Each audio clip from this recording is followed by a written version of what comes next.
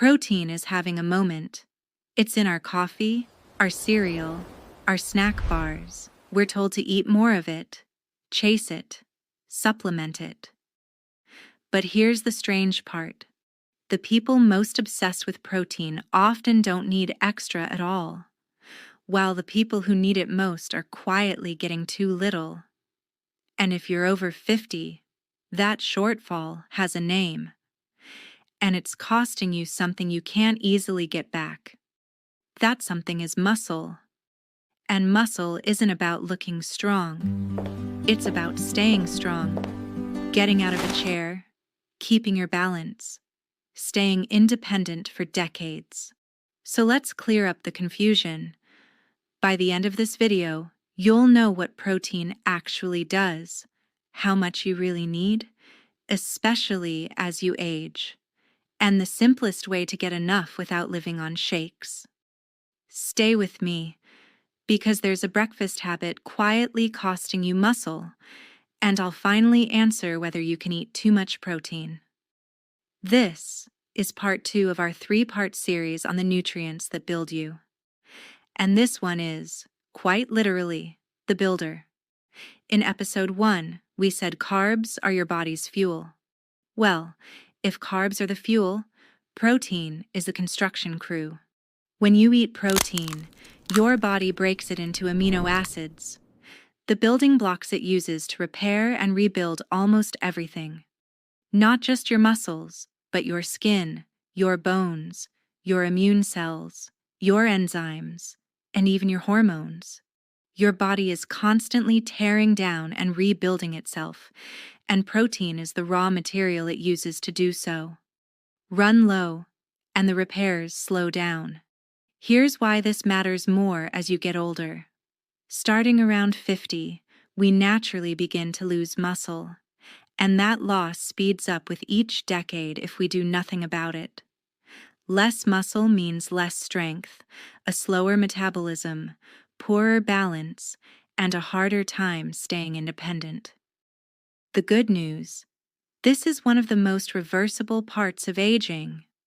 The 2 tools that fight it are movement and protein, which is exactly why protein isn't something you need less of as you age. You often need to be more intentional about it. So how much? Let's kill the extremes. You don't need the mountains of protein the fitness world sells, and you almost certainly don't need a tub of powder. But the opposite mistake is the common one, especially after 50, getting too little. A simple, no-math way to aim well is this: include a palm-sized portion of protein at every meal. Eggs or yogurt at breakfast, fish or beans at lunch, chicken or lentils at dinner. If you're older or active, lean toward the higher end. Simple, visual, no calculator required. Now, the habit I promised you. Think about a normal day. Most people eat almost no protein at breakfast. Toast, cereal, a pastry, a little at lunch, and then a big pile at dinner. But your body can only use so much protein at once to rebuild muscle. Dump it all into one evening meal, and a lot of that benefit is wasted. Spread it evenly across the day, including a real dose at breakfast, and your body can actually use it. That one shift, moving some protein to the morning, is one of the simplest upgrades most people over 50 can make. Next, a myth. You can't get enough protein from plants. Not true. It's true that most animal proteins are complete.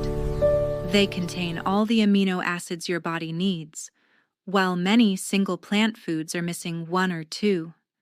But your body doesn't need them all in one bite. Combine plants across the day, beans with grains, for example, and you cover everything. And some plants, like soy and quinoa, are complete on their own.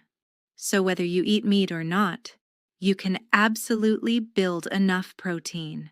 Variety is the trick. And the question everyone asks, can you eat too much protein? For most healthy people, eating a higher protein diet is generally safe. The old fear that protein wrecks your kidneys mainly applies to people who already have kidney disease. And if that's you, this is a conversation for your doctor. For everyone else, the real risk isn't overeating. It's eating too little, spread too unevenly, for too many years. So here's the whole thing simply. Aim for a palm-sized portion of protein at each meal. Start at breakfast. That's the biggest fix. Mix animal and plant sources for variety. And remember from the last episode, build the meal around protein, whole carbs, and vegetables together. That's not a diet. That's just how a strong body is built. You don't need shakes. You don't need obsession. You need protein spread throughout your day on a plate.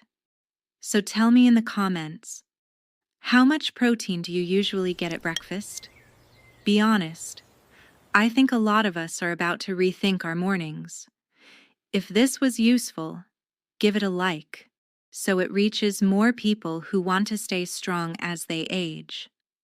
And subscribe, because in the final part of this series, we tackle the most unfairly feared nutrient of all, fat. Build your body well. Start today. I'll see you in the next one.